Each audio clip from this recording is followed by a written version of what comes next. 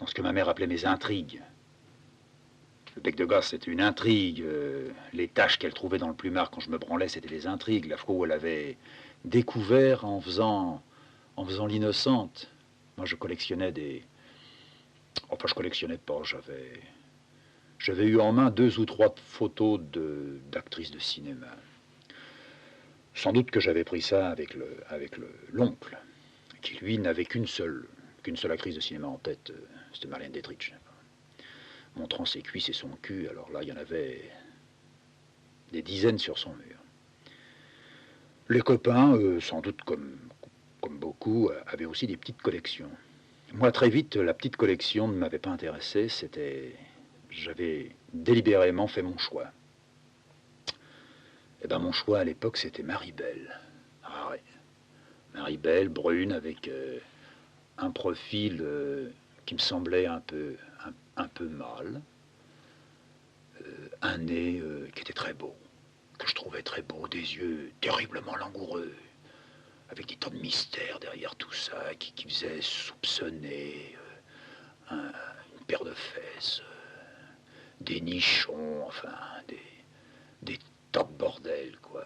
D'ailleurs, la femme à bordel, vraisemblablement, dans ma tête, quoi. La femme avec qui on devait pouvoir tout faire, puisqu'elle jouait tous les rôles. Chaque fois qu'il y avait Marie-Belle dans un film, moi je fonçais. Et à l'époque, il n'y avait pas les permanents, alors j'essayais de me planquer dans les chiottes. Je l'ai fait plusieurs fois. Comme je connaissais le film, je sentais que c'était la fin.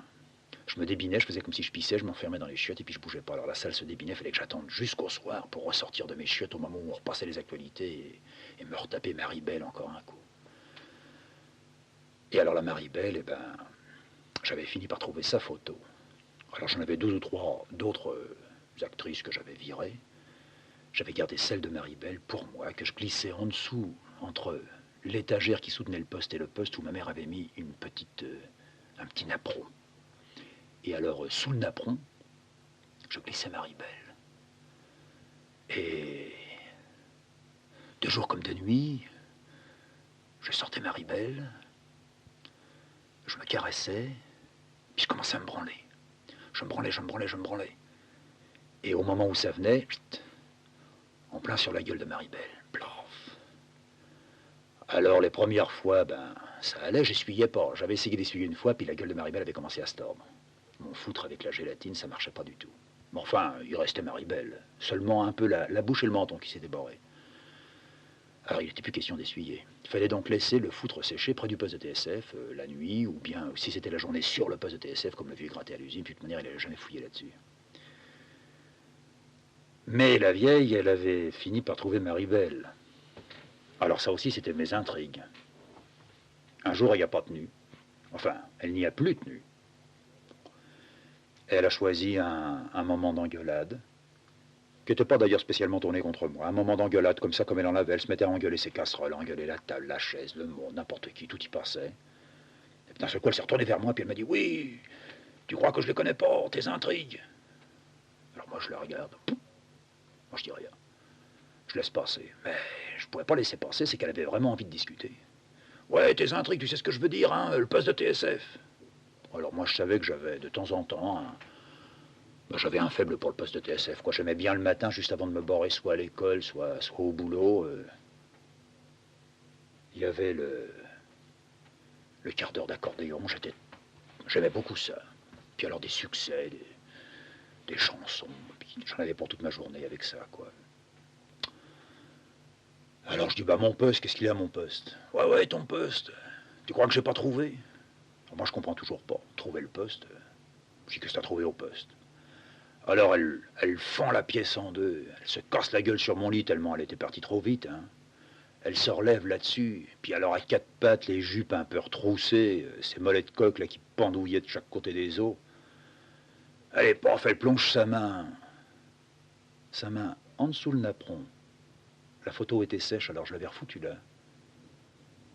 Alors quand j'ai vu qu'elle allait sous le napperon, là j'ai commencé à me faire chier. Mais j'ai attendu. Alors elle tire la photo. Puis elle me dit ça.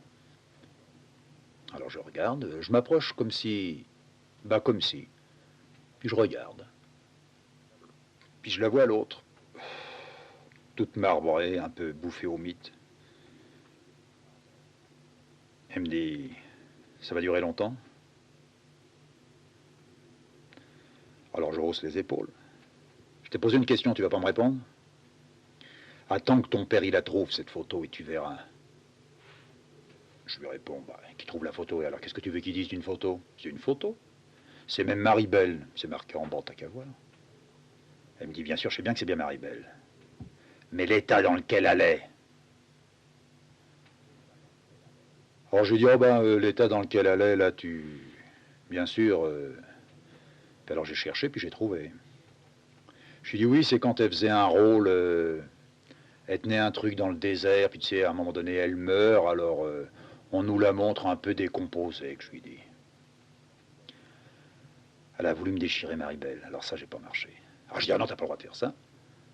Puis elle m'a balancé Marie-Belle à travers la gueule, je me suis penché, j'ai ramassé Marie-Belle, je l'ai reglissée en dessous le petit napperon.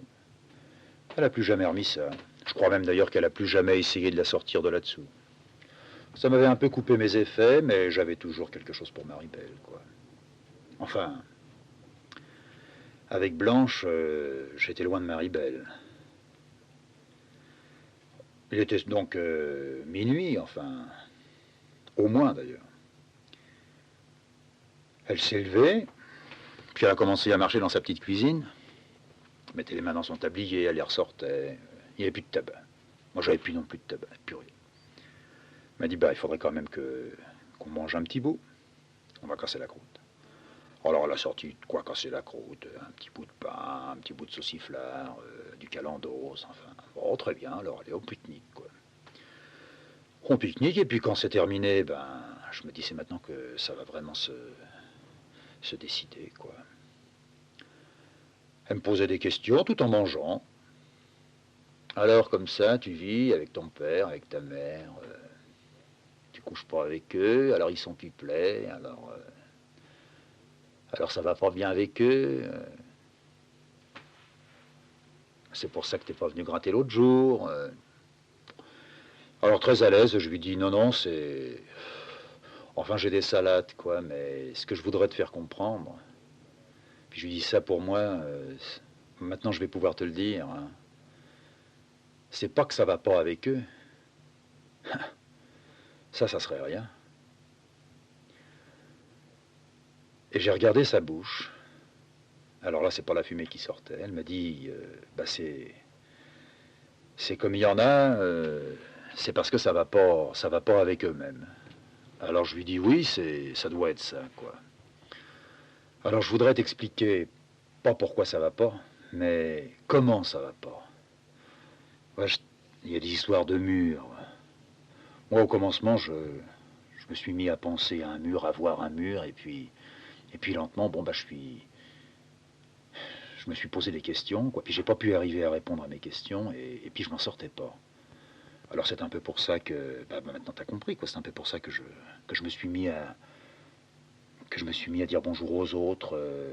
S'il y a un mur, il faudrait que je passe à travers, quoi. J'ai peut-être un, tu sais, je me mets à faire des rêves, enfin je lui raconte tout ça, quoi. Les rêves, je me trouve au milieu de quatre murs, une véritable cellule.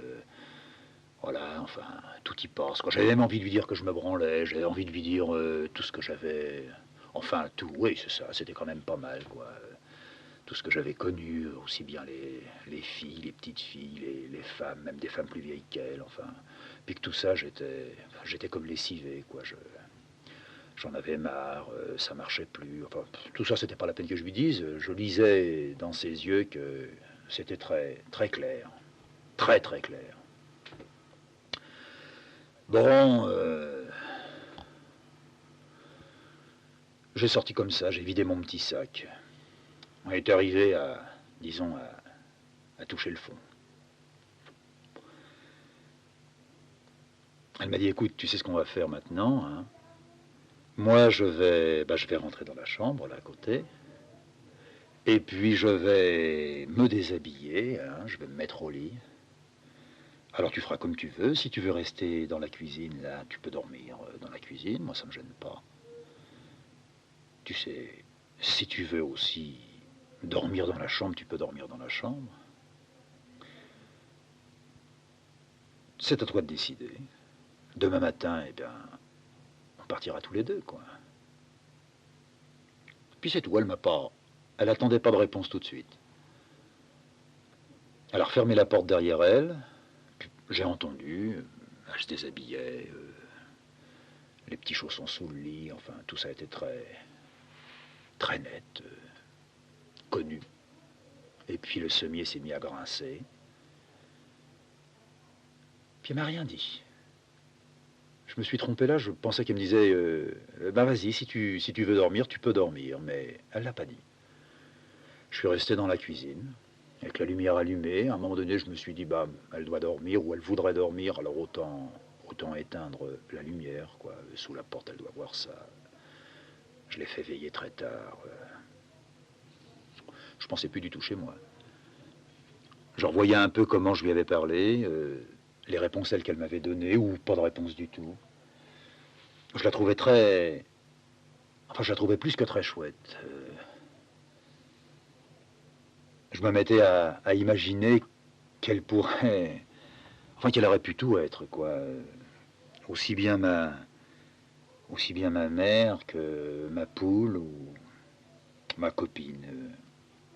Mais enfin, quelque chose de nouveau, d'autre que tout ce que j'avais pu connaître ou avoir jusqu'ici. J'ai revu son corps, comme ça, enfin, je devinais ce qu'il était en dessous, quoi, un peu flasque. Puis je suis revenu en arrière sur ce que je pensais un peu avant, ce qu'elle aurait pu être pour moi.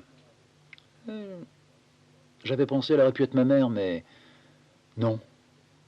Non, elle n'aurait pas pu être ma mère. Puis je souriais en pensant à ça.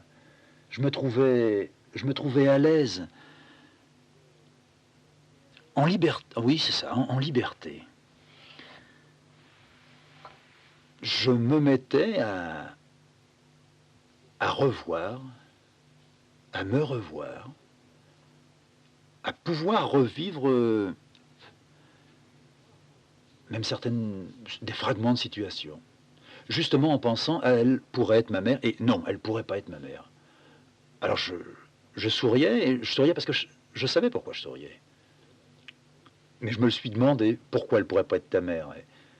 Alors j'ai continué à sourire et même un peu à rigoler, enfin à me retenir, quoi. Elle pourrait pas être ma mère parce que la mère que j'avais, enfin ma vieille, il n'y a rien eu à faire. Je savais que c'était ma mère. J'ai jamais pu croire qu'elle était ma mère. Même quand j'étais tout môme, que je chialais, que j'avais peur, et que je venais vers elle un peu dans ses jupes ou dans ses bras, et qu'elle me consolait, qu'elle me parlait, qu'elle me chouchoutait, qu'elle me dorlotait. Enfin, dans ce domaine-là, disons que la vieille, elle était très maternelle, mais il y avait quelque chose qui était contre elle. Ça, elle n'y pouvait rien. Elle était trop osseuse. Ma mère, c'était un tas d'os. Et alors, très vite, j'avais pas décidé, mais j'avais admis que ma mère pouvait pas être ma mère parce que c'était un tas d'os. C'est tout. Le pourquoi, ça a été long à venir. Hein. Alors, j'étais môme, mais j'allais vers elle dès que j'avais mes petits ennuis, dès que je voulais poser des petites questions, toutes les histoires de môme, mais je regardais les mères de mes copains qui n'auraient pas non plus fait ma mère. Presque tout le monde était sec comme des coups de trique dans le coin. Jusqu'au jour où je n'avais jamais fait attention à elle, elle faisait partie des meubles, c'était la seule copine de ma vieille. Plus vieille qu'elle, qui avait un gosse, mais qui avait déjà une quinzaine d'années de différence avec moi. J'avais jamais fait attention à elle. Elle venait à la maison, elle levait sec le coude, elle prenait même des cuites avec le vieux. Enfin, la mère lui passait, disant qu'elle lui passait tous ses défauts, ses caprices. Elle trouvait que la grosse, comme elle l'appelait, que la grosse, elle avait un bon fond, il y avait un bon côté en elle, quoi, que le père n'avait pas. Bon, ça, c'était ses idées. Et donc, elle était venue à la maison des centaines et des milliers de fois. Quand un jour, un soir, un matin, enfin ça, je ne me rappelle pas. En tous les cas, moi, j'étais tout seul à la baraque. Je devais être malade ou... Oui, j'étais malade. Oui, c'est bien ça, j'étais malade. Alors seule à la baraque, dans mon plumard, la grand-mère à l'époque, elle faisait encore ses lavages, enfin son lavoir, elle allait gagner sa thune toute la journée à frotter des bleus, des draps, enfin ce qui était le plus dur, le plus difficilement contrôlable. D'ailleurs les draps non, c'était pas vrai, c'était autre chose que des draps, c'était des grands sacs dans lesquels on enveloppait le linge. Ou les trucs dans les hôtels qui servent de housse, un peu comme de la toile de sac, enfin bon, alors c'était ça qu'elle se tapait toute la journée. Enfin bref, la vieille, la grand-mère plutôt, était borée, le vieux était au boulot ou ailleurs, la mère sur ses marcas. Moi j'étais tout seul dans mon paddock, je sais pas, j'avais peut-être 6 ans, il me semble que je devais avoir 6 ans. On descend dans la cave, à l'époque c'était pas encore la loge, on vivait tous à la cave. Et la grosse, eh ben, elle pousse la porte, elle arrive là-dedans, et puis, alors mon petit ceci, mon petit cela, bon, elle aimait bien me tripoter, me chouchouter, me bécoter aussi, bon, et puis quand je faisais ma toilette ou qu'on me faisait la toilette, elle aimait bien, elle me frottait ça du côté de la quéquette, elle me rentrait la main dans la raie du cul, puis elle savonnait, jusqu'à ce que ça me brûle la putain, puis je lui disais, non, ça me fait mal, et puis elle leur disait, non, non, mais c'est bon, faut rester comme ça. Bon, enfin, tout ça jusqu'à ce jour-là, ce matin-là, je l'avais jamais vu, quoi. C'était une chaise, c'était une chaise qui parlait, mais une grosse chaise, quoi. Et elle vient, alors on est malade, alors comme ça on est malade, ben, c'est moi qui vais te faire ton petit repas à midi, hein, mon petit kiki, et puis voilà, et puis ça commence à baratiner, et puis je vais te faire ta toilette, et puis tout ça, et puis je la regarde. Elle se baisse, elle prend la cuvette par terre derrière la cuisinière, puis je vois son énorme cul. Alors c'était gigantesque, je l'avais jamais remarqué. Moi, je la voyais toujours de face. Pour moi, la grosse, c'était sa trogne vue de face. De profil, je crois que je l'aurais difficilement reconnue. Et de dos, peut-être que j'aurais pas pensé que c'était elle. Mais alors courbée en avant comme ça, avec d'énormes mollets, d'énormes veines, des varices, les bas qu'elle avait roulés, qui étaient sur ses chevilles, dans des charentaises dont elle avait troué à coups de ciseaux le bout parce qu'elle avait des arpions, surtout le gros orteil. Des yeux de perdrix, enfin je sais pas qu'est-ce qu'elle avait comme histoire, elle était toute tarabiscotée dans tous les coins, même les mains, tout ça était difforme, je sais pas, elle devait avoir des rhumatismes, enfin. Elle geignait tout le temps, elle avait toujours mal quelque part, un lumbago éternel. En tout cas là, elle se baisse, lumbago ou pas, puis je vois son énorme cul. Oh, à côté du cul de ma mère. Et c'est là que j'ai opté pour ma mère. J'ai décidé, la grosse, c'est ma mère. Que ça soit elle qui m'ait fait ou pas fait, ça, pas de problème là-dessus. Ça, c'était ma mère. Alors là, ça a commencé à chier des flammes. Bon, alors elle m'a soigné la journée, tout ça, on n'en parle pas. Ça marchait très très bien, je la regardais, je la dévorais des yeux. Puis quand elle m'a embrassé le soir, elle m'a serré un peu contre elle. Oh là là, je suis rentré dans les nichons, j'étais écrasé par tout ça. C'était pas magnifique, c'était autre chose. Alors 2-3 jours, 4 jours, je sais pas, enfin après, bon, j'allais mieux, elle venait plus à la maison, bon, puis ma vieille, elle me dit, tu sais, elle a été gentille avec toi, la grosse et tout, bah tu vas aller lui porter. Alors c'était, je sais pas quoi, un litre de pinard, un Bordeaux, un truc comme ça. Bon, parfait. Oh, heureux comme tout. Alors je voulais aller la revoir. Parce que je n'allais pas tout seul chez elle, c'était rare, sauf pour faire une commission, quoi. Puis alors là, il s'était passé quelque chose de vraiment important, hein. Alors je prends le litre de pinard sous le bras et je fonce. Oh, je bagote, je tourne, j'arrive dans le couloir, je descends. J'arrive chez elle, mais alors les yeux fermés. Je lui pose le pinard sur la poitrine, alors elle voit le pinard, alors elle est toute contente, elle ouvre ses bras, puis elle me dit, alors mon kiki. Elle m'appelait Kiki. Alors je fonce, mais je l'aurais bousculé, je l'aurais percuté, quoi. Elle me serre au milieu de ça, elle perdait un peu l'équilibre, elle me serre à m'étouffer. Et puis je retrouve les grosses mamelles, et puis le bide, puis les bras, puis tout, puis... Et puis pas d'os, pas un os là-dedans. C'était une bonne femme qui avait pas d'os. Il y avait que de la chair, du mou. Pas du gigot avec un os dedans, pas de ça. Un énorme mou, un mou de 1,80 m de haut, c'était un cheval, pas c'était une jument. C'était une double jument triplement enceinte. Puis elle me lâchait pas, puis moi j'étais là, puis j'étais bien. Oh, j'avais que 7 ans, mais je crois que j'aurais voulu, je sais pas, j'aurais voulu faire quelque chose avec elle. Je savais pas quoi lui faire. Alors je me suis mis à tripoter derrière, tripoter sur les flancs. J'arrivais pas derrière, j'avais des tout petits bras. à tirer sur la barbaque et tout ça. Puis elle commençait à glousser. Ah, petit coquin, qu'elle disait. Et puis moi, je tripotais. Puis je sentais que j'allais étouffer. D'un moment à l'autre, il fallait qu'elle desserre l'étreinte. Puis à ce coup, elle m'a rejeté. Elle m'a dit, dis donc, hey, t'es vicieux, toi. Alors j'étais rouge d'étouffement, mais rouge de joie. Ah, puis je pouvais pas lui dire. Hein. Lui dire, je suis content, je sais même pas ce que c'était, mais... Oh, je rêvais. Je me suis mis à penser, à imaginer, à dire à ma mère, alors à la mienne, quoi, lui dire, écoute, faudra aller lui porter du vin, quoi. J'avais vu que ça l'avait mis dans un tel état. Mais en même temps, je suspectais que il n'y avait pas que le pinard qui était le moteur de cette espèce d'embrassade là qui n'en finissait plus. Alors elle a commencé à sortir des gâteaux et tout, et puis une petite goutte de ceci, une petite goutte de cela, puis c'était elle qui se tapait les petites gouttes. Puis à un moment donné, elle m'a dit, bah tu vas boire une petite goutte de gnôle sur un sucre, je vais te faire un petit canard, tu vas voir mon kiki, ça va être bon comme tout, crac. Alors elle mouille ça, elle aspire un peu le sucre, je vois pas pourquoi, et puis crac, elle me fout ça dans la gueule. Puis alors il y avait son doigt qui me fait fouiller dans la gueule, elle me dit, ah, je vais te le faire fondre là-dedans, je vais te le faire fondre là-dedans.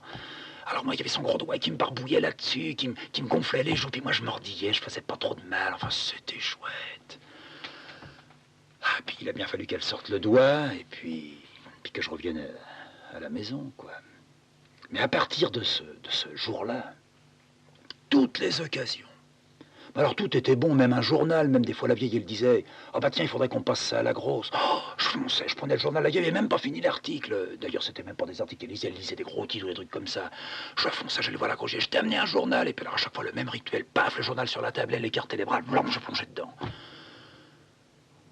Et un dimanche matin, j'arrive chez elle comme ça avec une envie de la voir. Mais alors, pas de motif, enfin pas de motif matériel, pas de journal, pas de pinard, pas de bout de fromage à passer à la grosse comme la vieille faisait de temps en temps, ou bien alors un bout de poisson. Quand la vieille travaillait à la poissonnerie, elle essayait pas de barboter, elle n'a jamais été capable de barboter du poisson, celle-là. Mais on lui faisait au rabais, puis à la fin on faisait un rabais du rabais sur les queues de poisson, quoi. Et elle me disait, bah tiens, tu devras aller porter du poisson, ou bien tu devras aller faire ça. Bon, ce matin-là, il me semble, d'ailleurs j'en suis sûr, qu'il n'y avait rien. Je me retrouve dehors sur le coup de 9h, 10h. Quoi. Alors tous les hommes étaient au bistrot, elle, son type, il était très chouette, mais enfin, dans la journée, il n'était jamais là. Ou bien il bossait, ou bien il était comme le vieux, il tapait la belote, la manille, et puis ça buvait. Son gosse, à 15 ans, 16 ans, ou même plus, à l'époque, il devait avoir 20 ans, enfin, il n'y avait plus personne, quoi. Alors je rentre, mais au lieu de partir comme un bolide, je pars bien un peu comme un bolide vers elle, mais en arrivant vers la maison, alors là, à Pantelou, tout doucement, à chercher, qu'est-ce que je vais lui dire, puis je trouve rien de plus simple, bah rentrer, puis lui dire, je suis venu te dire bonjour. Alors je pouvais voir chez elle, en passant dans sa petite cour, elle mettait jamais de rideau, ni rien, elle disait, moi j'ai rien à cacher, elle n'était pas comme la hier. Alors je contourne, j'arrive à la petite cour, puis je regarde, puis je la vois dans le fond de sa pièce, en train de passer une serpillière par terre. Pas à genoux, parce que quand elle se mettait à genoux, elle disait qu'elle ne pouvait plus se relever. Puis ça frottait parce qu'elle avait des chats. Alors ça pissait dans ce coin-là. Alors elle frottait à l'eau de javel une fois par semaine. Alors je la vois dans le coin, puis ça dure 10 secondes, 20 secondes, avec son énorme cul, comme des mois avant je l'avais vu. Oh, alors je quitte la petite fenêtre, j'arrive à la porte, j'ouvre tout doucement. Elle ne m'entend pas rentrer, je crois qu'elle m'entend pas rentrer. Alors je me mets à quatre pattes et puis j'arrive derrière elle. Ça sentait l'eau de javel là-dedans à cause des chats. Puis je me glisse tout doucement en dessous le cul, puis je regarde. Alors j'ai rien pu voir s'il y avait culotte ou pas culotte, sexe ou pas sexe. Je regarde, puis je retire ma tête de là-dessous, puis je me relève. Puis à ce moment-là, quand je me suis relevé, elle s'est relevée. Puis elle me dit, tiens, te v'là mon kiki. Et puis hop, ça recommence. Alors avec la serpillière dans les pattes, elle fait même pas gaffe, elle m'en fout partout sur la gueule et tout ça. Et puis... Mais j'avais vu, enfin, je croyais avoir vu, puis je l'avais quand même vu, quoi. L'énorme cul d'Angéline. Puis alors là, moi, je savais que... On savait depuis déjà pas mal de temps, tous les gosses du quartier, que on sortait par là, quoi. Et je me suis fait tout un cinéma. Je sortais du cul d'Angéline. Mais alors je sortais puis je marchais tout de suite. Enfin ça je voyais pas, je me rappelais pas, et puis je voulais même pas me rappeler qu'un gosse, et ben bon, alors il y avait les vagissements, le maillotage et tout ça. Non, moi je sortais du cul d'Angéline comme on sort de la cave. Presque la canne à la main, et puis allez, on sifflote. Ah, je rentre à la maison. Puis ma mère l'après-midi elle me dit, oh ben tu vas aller te promener avec la grand-mère cet après-midi et tout ça. Bon, alors ça me plaisait pas trop, mais je me dis oui, allez, faut que je sorte. Je voulais sortir, je voulais me trouver un peu tout seul. Et avec la grand-mère, c'était facile, aveugle. Je me mettais à jouer dans un coin. Puis de temps en temps, elle me disait, t'es là? Alors je répondais oui. J'ai passé toute mon après-midi à revoir ce cul. Alors j'ai commencé par voir le cul comme il était, enfin comme je croyais qu'il était. Je soupçonnais une culotte. Alors j'ai commencé à retirer la culotte dans ma tête. Plof. Puis une fois que la culotte était en bas, alors il y avait un éclairage. Le cul, il était bien éclairé.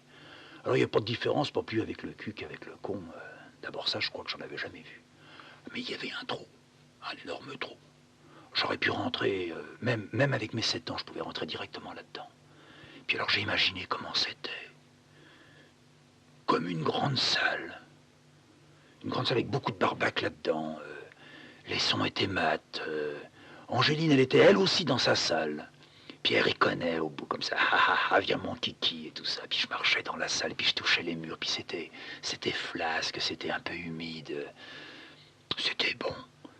Puis j'ai même imaginé que je me mettais à roupiller là-dedans, et puis qu'elle fermerait les guiboles, et puis que je resterais pas du tout le prisonnier, je resterais bien au chaud, bien en rond, comme ces chats sur ces fauteuils.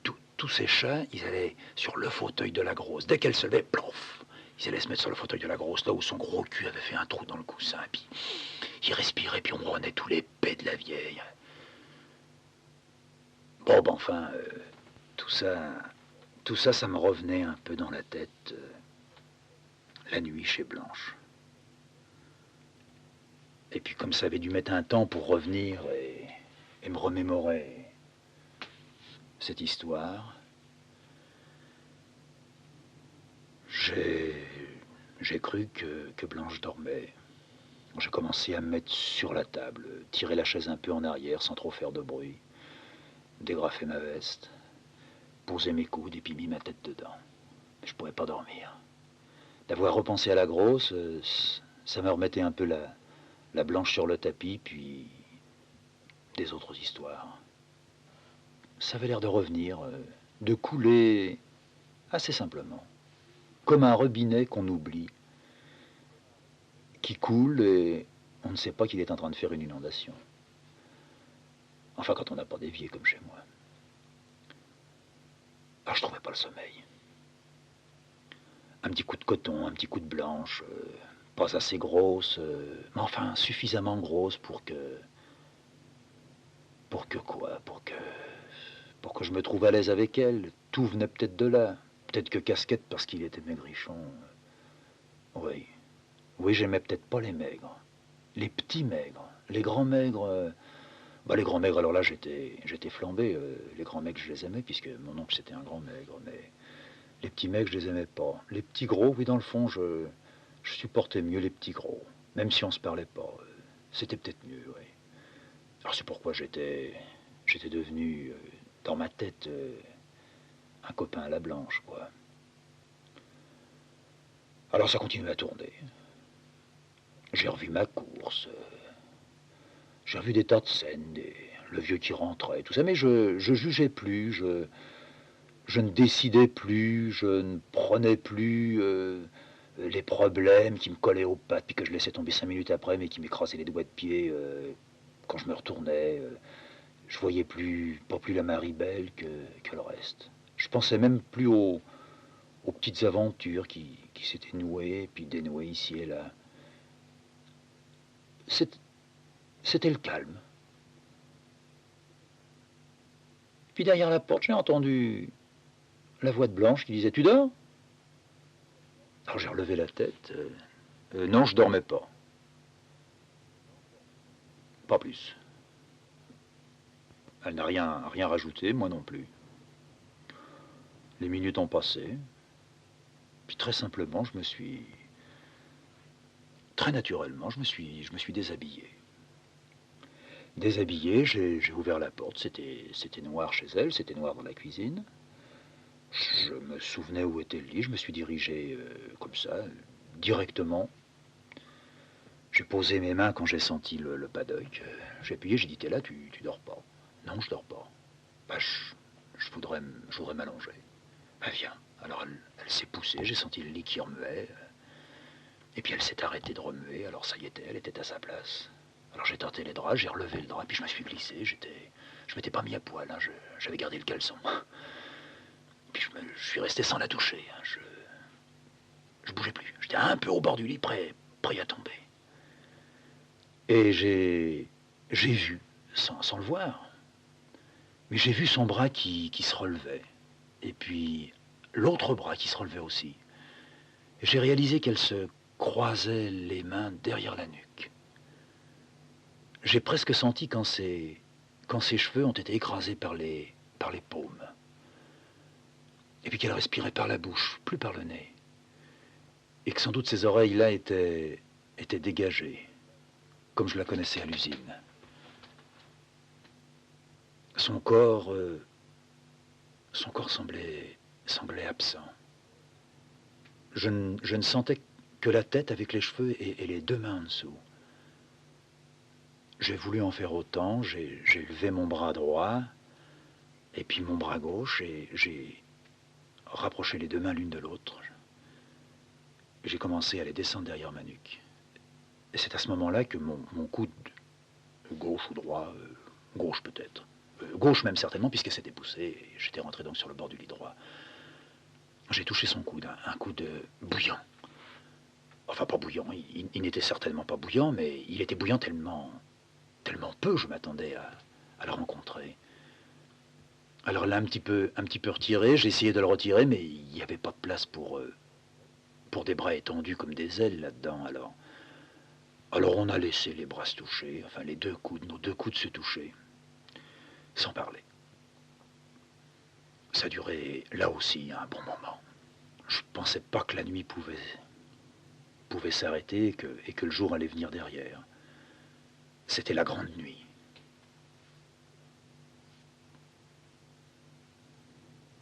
C'est ensuite, alors que peut-être elle commençait à dormir avec son coude qui touchait mon coude, et que moi je n'arrivais pas à dormir, mais je sentais sa respiration se faire lentement, de plus en plus lentement, que j'ai cru qu'elle dormait. Alors j'ai voulu retirer mon coude, très doucement, pour ne pas la sortir de son sommeil. Puis j'ai ramené mes deux bras sur ma poitrine. Puis je les ai pliés, puis j'ai descendu ma tête sous la couverture. Exactement le geste dont je ne me souvenais plus jusqu'à cette nuit-là, geste que j'avais pratiquement tous les soirs, depuis que je couchais seul dans mon lit, tout enfant et il y a encore pas très longtemps, après m'être branlé, une fois m'être branlé. La Maribelle, je la mettais sur le poste pour qu'elle sèche la nuit, et lentement je remontais mes jambes vers mon ventre, les genoux près de ma bouche, mes bras qui prenaient mes genoux, la tête qui descendait, sans doute près du sexe, et puis bien au chaud sous les couvertures. Quelquefois même je tirais l'édredon par-dessus tout avant de rentrer dans le tunnel, comme je disais. Et puis là je me mettais à dormir et à faire des rêves. Des rêves tellement magnifiques que je m'en souvenais pas le lendemain. Alors cette nuit-là, j'ai tiré lentement mes genoux, et puis rabattu mes bras, tiré ma tête. Et là j'ai vu ce que je faisais, j'ai senti que je me pliais, que je me ramassais sur moi-même. Puis j'ai dû rester un long moment là, peut-être un quart d'heure. C'est long quand on est éveillé sous les couvertures, pas du tout étouffé, moi je n'étouffais jamais. J'avais d'ailleurs une combine avec un coude, je faisais légèrement rentrer l'air et puis je le rabaissais après, ça faisait un petit courant frais là-dedans. Alors là j'ai fait exactement la même chose, j'ai fait rentrer l'air. Je sentais ma propre odeur, ma chaleur et puis sa chaleur à elle. Je me posais pas de questions, elle est nue ou... D'ailleurs j'étais convaincu qu'elle avait sa chemise de nuit, qu'elle dormait dans une chemise de nuit. Mais je sentais l'odeur des draps, qui n'était pas l'odeur de mes draps. Je sentais son odeur à elle, qui n'était pas une odeur violente, mais qui était une odeur de un peu de sueur, à peine la sueur, quand la peau ne fait que briller, mais si on la touche, elle donne l'impression d'être sèche ou presque sèche. Et là, ça a une odeur que quand on était enfant, on frottait avec la main et on disait ça sent la mort. Alors elle, ça ne sentait pas la mort, mais j'aurais pu la frotter, j'aurais senti la mort. Alors je suis donc resté comme ça, j'ai fait rentrer un peu d'air et je me suis lentement approché d'elle, très lentement, en boule, levé comme ça. Le vrai bébé, le vrai fétu. Et puis, à force de me rapprocher, je l'ai touché. Et là, j'ai vu à la chair, j'ai touché la chair et la chair ne dormait pas. C'est peut-être ce que j'aurais aimé faire avec la grosse, mais je pense pas. Je pense ça que cette chose-là, je ne pouvais la faire qu'avec Blanche. Et puis, réveillée ou pas réveillée, un peu convaincue maintenant qu'elle n'avait pas dormi ou qu'elle n'avait dormi que très peu, et trouvé louche que je rentre sous les couvertures, soupçonnant ce que je m'apprêtais à faire. Non, je ne m'apprêtais pas à faire ça, Blanche. Non, je me rapprochais de toi. Je me suis bien rapproché, bien la toucher. Puis elle a écarté légèrement ses jambes, et comme j'étais en boule et un peu dans le fond du lit, j'ai roulé par-dessus une jambe. Et puis je me suis calé là. Et puis elle a serré. Elle a dû rapprocher un peu ses talons. Puis elle a fait comme une prise de lutteur. Et puis elle a commencé à me serrer, sans me faire de mal, sans jamais me faire de mal. Et puis moi, à aimer la prise. Jusqu'à ce qu'elle ne puisse plus serrer davantage. Moi, j'aurais pu supporter davantage. Et puis qu'elle maintienne la pose, la prise. J'avais la tête qui était près de mon sexe, mais tournée comme j'étais aussi près du sien. Déjà un peu dans le sien, me respirant et la respirant. Et c'est là que j'ai dormi. Là, j'ai dormi comme un chat, comme les chats de la grosse, dans le coussin du lit de la Blanche, mais dans son coussin à elle.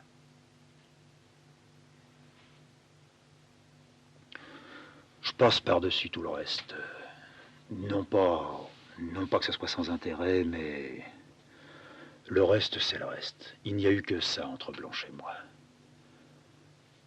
J'ai repris mon boulot à Beson, d'ailleurs je ne l'ai jamais quitté en dehors d'une fois, enfin du moins à cette époque-là. Il y avait, on va pas dire une complicité, il s'était passé quelque chose et nous n'en avons jamais causé. Seulement, alors vraiment je me suis mis à tout connaître en elle, et elle à tout connaître en moi, et sans plus jamais nous parler. Elle avait repris ce nom qu'elle m'avait donné, salut, salut. Jamais elle ne m'appelait Deux, ni Fredo, ni rien. Elle avait retrouvé salut, salut. Alors que la nuit, je crois qu'elle m'a dit plusieurs fois Fred. À Beson, fini Fred. Moi, j'avais conservé Blanche. De toute façon, je n'avais jamais appelé Blanche là où j'étais dans le coussin. Je poussais mes petits chariots. Même une fois, elle m'a affranchi. Il y avait une nouvelle combine qui était mise en route à l'usine. Si on produisait davantage, les primes seraient meilleures. Mais elle ne m'a pas caché que la prime était meilleure pour elle, mais pas pour moi.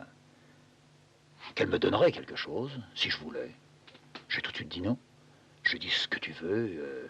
Ça a été la seule fois après ce qui s'était passé, le seul point de contact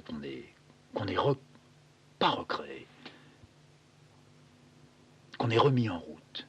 Mais le temps qu'elle prononce sa phrase et le temps que je lui dise oui.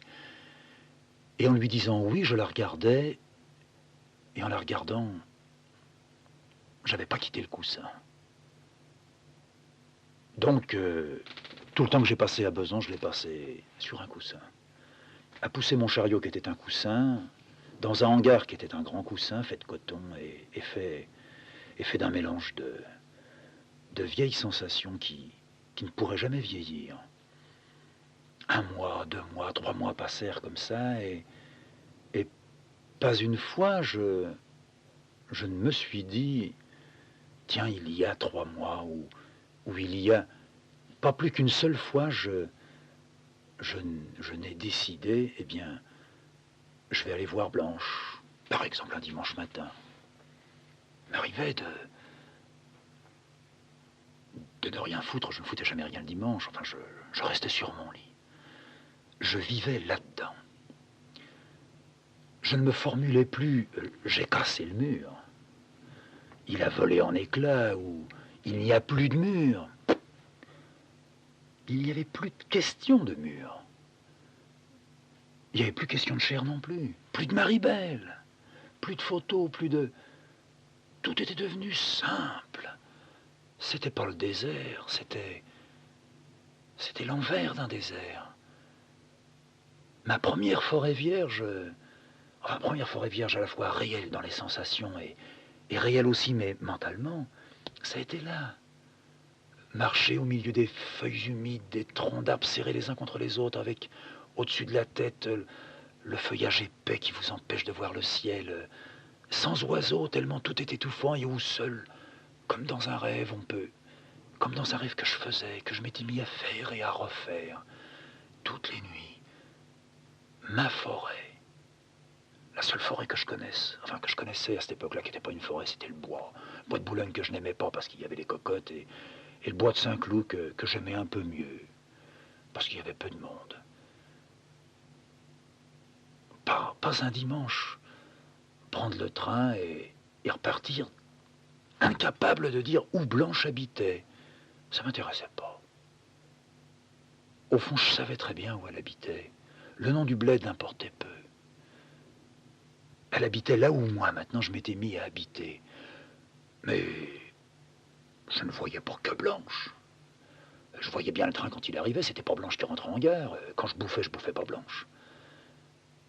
Non, mais il y avait Blanche qui était là. Sans me poser de questions. Ça me suffisait comme c'était. Et disons que, sans vouloir écourter, mais que des mois ont passé. Jusqu'à ce qu'un jour, Blanche ne revienne plus. Un matin, je pointe. Alors je connaissais le carton de Blanche, et puis elle connaissait le mien. Avec les autres, ça s'était vraiment mis à bien rouler. Ça avait un petit ronron, de temps en temps, on me demandait du feu, de temps en temps, moi je demandais un truc à un gars, ou bien il avait été absent pendant 2-3 jours, alors je lui disais, je croyais que ça y est, t'avais trouvé un boulot ailleurs, mais qu'est-ce que t'avais, alors t'étais malade, je m'intéressais à eux, non pas je m'intéressais en me disant, après tout je m'en fous, mais c'était devenu machinal. C'était c'est ça, un naturel machinal ou un machinal naturel. Sans obligation, mais j'oserais dire sans beaucoup d'intérêt. En fait, le type m'aurait dit j'étais très malade. Ça m'aurait pas fait souffrir. Il ne s'agissait pas de souffrir pour un type malade, mais ça ne m'aurait pas inquiété. J'aurais dit t'es là, alors ça va mieux, puis c'est tout. Puis il serait pas revenu, j'aurais facilement pu penser ou bien il s'est barré ailleurs, ou bien il avait une sale gueule, alors il a fini par crever, quoi. Non, c'était devenu très simple. Simple jusqu'au jour où je ne trouve pas Blanche. Je l'avais vue tout de suite, mais je m'étais mis à croire, mais ça c'était impossible à croire, mais en attendant de découvrir la réalité, la vérité. Voyant le carton là où il ne devait pas être, je venais d'arriver, mais alors juste au poil. Pratiquement pas le temps d'ailleurs de retirer mes espadrilles. À peine j'avais fini de pointer que la sirène, et pas le coup de sifflet, la sirène, donc j'aurais déjà dû être près de la machine de Blanche, près d'elle, avec mon chariot prêt à recevoir le coton, Alors une seconde, c'était machinal, je regardais le mien, je regardais le sien. Ordinairement, le sien y était, mais j'avais 2 minutes d'avance ou 5 minutes d'avance, ou le sien n'y était plus, donc elle était déjà à sa machine. C'était devenu, alors là, pas du tout machinal. Le matin, le carton voulait dire quelque chose. C'était bon, c'était une manière de nous serrer la main avant de nous rencontrer, par ce petit bout de carton. Moi, j'avais le 305 et elle avait le 110 parce qu'elle était venue bien avant moi. Et ce matin-là, je regarde, clac, je tombe sur le 110, le 110 était encore de l'autre côté. Alors j'ai voulu en une seconde prendre le carton puis le pointer, puis à peine une seconde après, je me suis dit, c'est pas vrai, c'est con, parce que si je pointe son carton, on va savoir que tout le monde, enfin, savait, il y avait eu au départ, enfin au départ, après les coussins, disons. Enfin, les types envoyaient des vannes, quoi, parce que j'allumais les cigarettes dans la cour après avoir cassé la graine, puis on cassait la graine ensemble de temps en temps, sans rien se dire, à me donner un petit bout de ceci ou un petit bout de cela. Moi aussi. Alors pendant un temps, puis on avait arrêté ça. Ça, c'était très peu après la petite histoire dans sa chambre. Enfin, je fonce dans le hangar. Bon, la sirène était là. Je vois mon chariot, puis je vois tout de suite la machine, quoi, qui est vide. J'ai attendu 2, 3 minutes, 5 minutes, rien. Bon, il y avait une autre entrée, mais personne ne la prenait, cette entrée-là, parce que c'était une entrée une demi-heure après qui vous faisait sauter 2 heures. Ce qui fait que sur les 4 heures qu'on faisait le matin, donc 3 et demi qui restaient à faire quand on avait pointé avec une demi-heure de retard, on vous en payait que 2. Bon, enfin ça c'était une vacherie, mais il y avait très peu de types qui se faisaient coincer comme ça. Et je laisse passer la demi-heure, quoi. Pas de blanche. Alors le deuxième tout petit coup de sirène, il y avait un coup de sirène très bref, pauvre, comme ça, hop, pour les gars qui étaient à la bourre. Bon, pas de blanche. Alors 8h2, 8h03, je me retourne, il y avait le chef qui était là-bas.